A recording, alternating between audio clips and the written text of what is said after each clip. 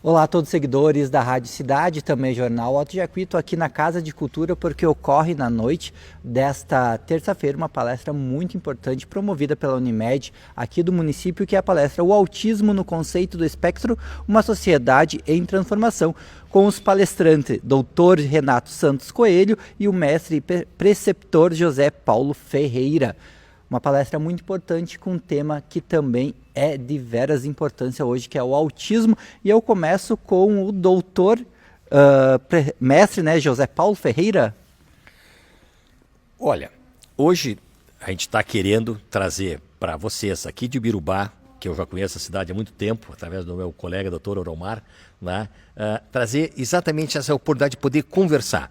Mais do que trazer uma palestra, a gente quer conversar, a gente quer trocar ideia, quer trazer com que vocês que têm as suas dificuldades, por falta às vezes de gente que entenda do assunto, que passe por isso e não saiba como proceder, né, que a gente possa vir hoje de noite ter uma noite bastante agradável para poder trocar ideias, porque através de trocar ideias que a gente constrói, né, novos conhecimentos, e através de novos conhecimentos a gente pode sem dúvida poder ajudar essa gurizada que está passando por essa fase, que é um transtorno do espectro autista, que ele é complicado no sentido, tem muitas nuances, muitas verdades, muitas mentiras, muitos mitos. Então a gente quer trazer um pouco do que realmente é, como é que é, e poder com isso vocês poderem se aprimorar desse conhecimento e poder usar aqui para o pessoal aqui de Birubá. Para quem é do Birubá e não lhe conhece, da onde que o senhor vem, sua especialização, da onde que surgiu a vontade de abordar esse assunto autismo, né? Porque hoje a gente que é da mídia vê muito mais sendo abordado, muito mais palestras e informações sendo vinculadas em todos os meios digitais aí de informação,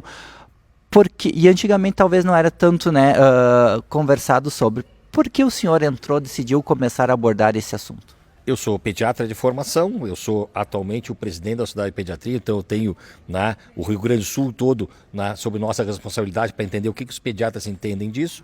E a gente trabalha, eu especialmente trabalho num ambulatório de desenvolvimento infantil da Faculdade Fundação lá em Porto Alegre, há quase 15 anos, exatamente com desenvolvimento infantil. Não existe criança saudável se a gente não conheça como é que é o desenvolvimento normal e o conhecimento atípico. E obviamente que conhecendo exatamente a diferença entre a normalidade e o desenvolvimento atípico, a gente pode poder ajudar essas crianças. Então, a partir dessa vivência de quase 15 anos trabalhando nesse ambulatório de desenvolvimento infantil, a gente foi tomando gosto por essa área, que é uma área que está hoje em dia muito assim, em voga, na mídia e tal, com coisas muito interessantes, algumas coisas às vezes até que a gente se preocupa com o excesso de informações que têm interesses que não para ajudar a criança, mas por interesses comerciais. Então a gente tem um interesse muito grande em poder trazer informações de qualidade, baseado na ciência, para poder ajudar as pessoas a trabalharem com essa, digamos assim, com esse desafio, que é um desafio gigante, tanto para pais, quanto para educadores, quanto para profissionais da saúde e para as próprias crianças que estão passando por esse transtorno do espectro autista. Isso aí. Agora eu vou conversar então com o Dr. Renato. Dr. Renato, a mesma pergunta. A senhora aqui na de Birubá, quem não lhe conhece, está vindo da onde? E também, por que abordar esse assunto que é o autismo? O que te move? O que te mantém palestrar? A palestra de hoje, né, é aberta a toda a comunidade, mas também em especial às pessoas mais que estão ali, né, relacionadas a isso, ao tratamento, ao cuidado das crianças autistas. Como é que vai ser hoje a palestra? O que o pessoal vai esperar? Eu espero que a gente possa contribuir de forma muito tranquila e muito fácil, né, através da nossa conversa sobre esse tema tão hoje emergente, que é o autismo. Mas antes de falar especificamente do autismo, né, eu acho que nós temos que pensar na área do desenvolvimento infantil, que é o que o meu colega Dr. José Paulo falou, para que a gente possa reconhecer que uma criança não está indo bem. Eu preciso conhecer o que é o desenvolvimento típico, o chamado desenvolvimento normal de uma criança. E daí, a partir daí, eu poder observar que ela está desviando, ela está fugindo do que é o esperado. A partir daí eu vou analisar. E um dos problemas mais emergentes hoje é realmente o espectro autista. E o espectro autista, ele é dito como espectro exatamente porque ele é uma visão bem ampla, bem dimensional do problema. Aquele autismo lá do passado, a gente viu que é uma ponta desse conceito. E tem uma gama enorme de indivíduos que funcionam de forma semelhante, mas que têm dificuldades tanto quanto aqueles outros clássicos autistas. Então a gente poder trazer para cá, para uma conversa ampla, pensando principalmente assim, quais são os sinais precoces, os sinais de alerta, poder mostrar para a população, né, quais são as melhores abordagens de intervenção para ajudar essas crianças. E como o Dr. José Paulo falou, né, a gente poder falar sobre os mitos e verdades sobre esse tema, né?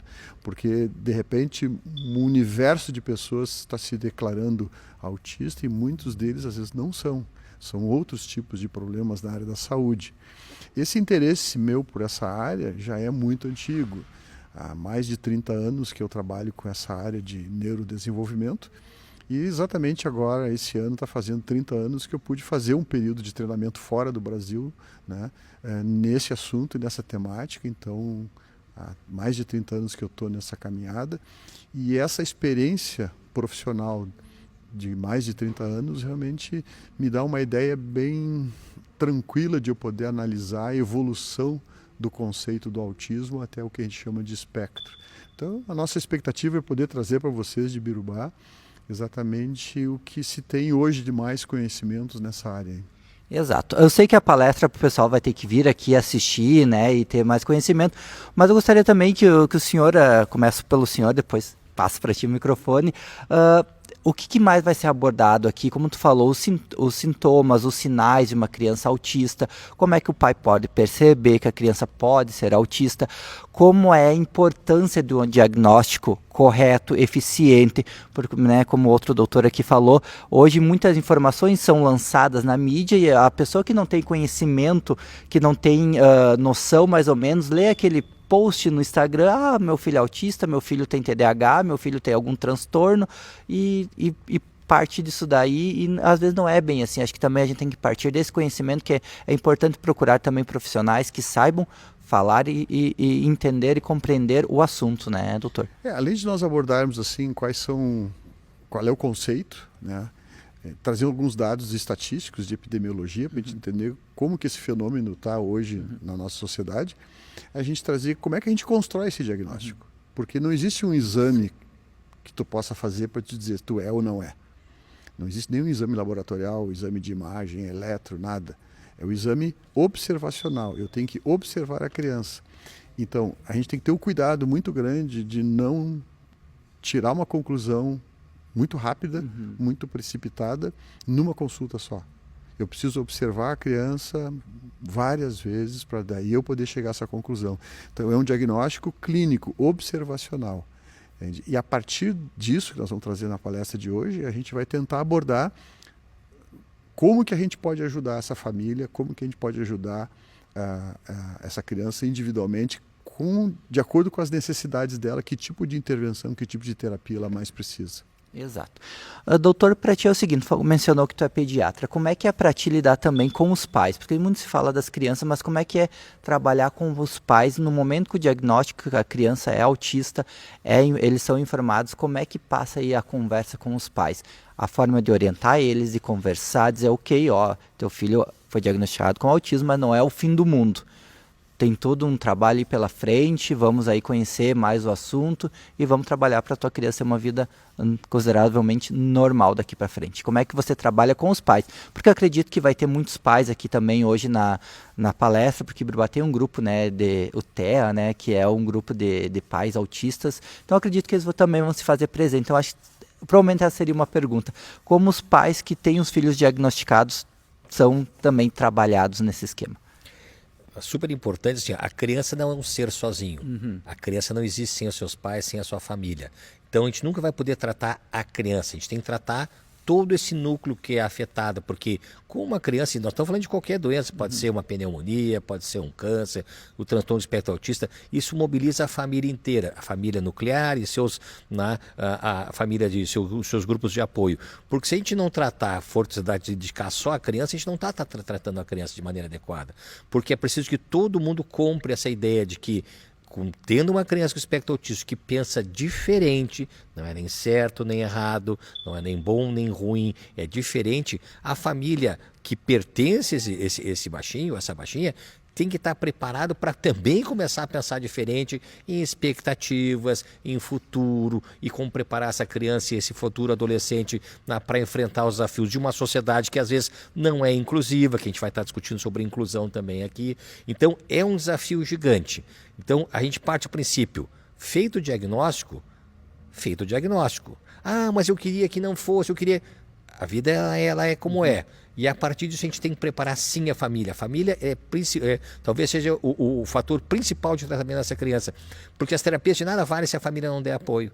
Então é importantíssimo a gente entender. E uma outra coisa super, super importante que a gente bate nessa tecla, e infelizmente não funciona, que não existe receita de bolo. Ah, mas aqui o menininho, o coleguinha dele do colégio está fazendo tal terapia, o meu filho também quer essa terapia para ele. Não existe isso. Cada criança e cada família, de acordo com a sua realidade, com a sua logística, com a sua perna que pode caminhar, vai ter um tipo de terapia adequada para aquela realidade. Porque essa coisa de receita de bolo que todo mundo tem a mesma... tem autismo, então é tantas horas disso, tantas horas daquilo. Isso é uma falácia, isso não funciona. Então isso é uma coisa super importante, entender que cada filho de vocês é único e cada terapia vai ser única, adaptada para vocês, para a família de vocês, dentro da realidade de vocês. Eu acho que talvez essa seja uma mensagem super, super importante, que esse é um dos grandes tabus da nossa sociedade. Exato. Em relação ao caso de autismo, eles têm aumentado, diminuído? Como é que vocês, acho que talvez diminuído não, aqui no nosso estado? A gente não tem estudos epidemiológicos locais aqui no Brasil, e aí no Rio Grande do Sul também não temos, que possa nos dizer se a quantidade de casos de espectro autista que nós temos em Ibirubá é diferente de Porto Alegre, é diferente de São Paulo, diferente do Nordeste do Brasil.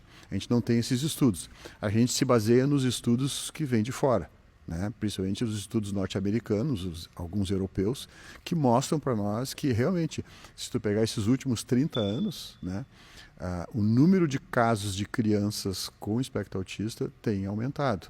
Então, se nós olharmos para os anos 2000, nós tínhamos um caso a cada 200 crianças na faixa etária dos 8 anos. Né?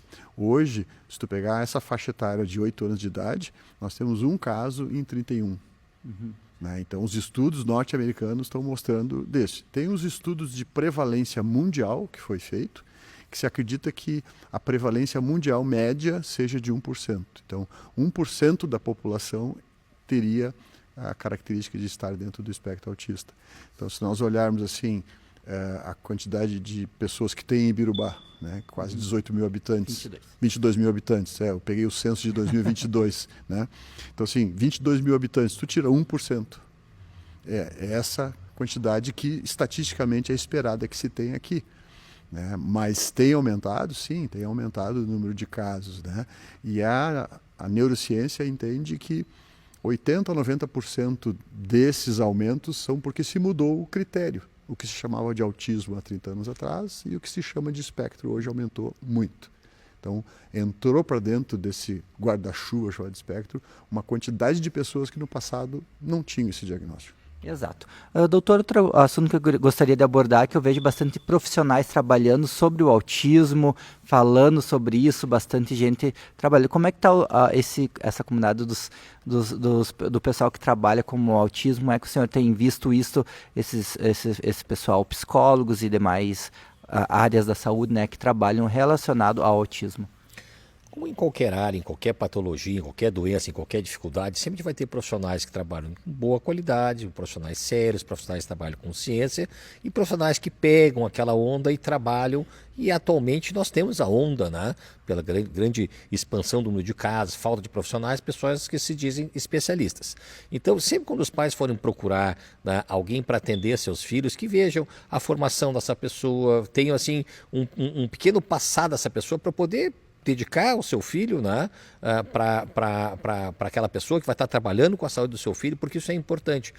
Nós estamos precisando de muitos profissionais que trabalham nessa área, muitos profissionais. Estamos tentando capacitar os que não são possíveis. Mas é importante entender que em qualquer área, isso vale para medicina, engenharia, advocacia, qualquer coisa, estão pessoas que são qualificadas e pessoas que aproveitam aquele momento para poderem, né, surfar um pouquinho daquela onda. Então, é importante que os pais sempre busquem pessoas que são adequadas, pessoas que têm uma formação de maneira, né, mais robusta para poder estar cuidando da saúde do filho da gente, que talvez seja nosso grande tesouro. Para finalizar a entrevista, convido o pessoal a vir prestigiar a palestra de vocês hoje, porque o vídeo já vai subir nas nossas redes sociais da Rádio Cidade Jornal de Jacuí, prestigiar isso que foi uma prévia do que vai ser essa palestra, com muita informação, né, muito boa. Para você que tem alguma dúvida, tem que estar fazer presente a partir das 19 horas aqui na Casa de Cultura de Ibirubá e prestigiar. Venham todos, noite fria, sem chuva, estamos esperando por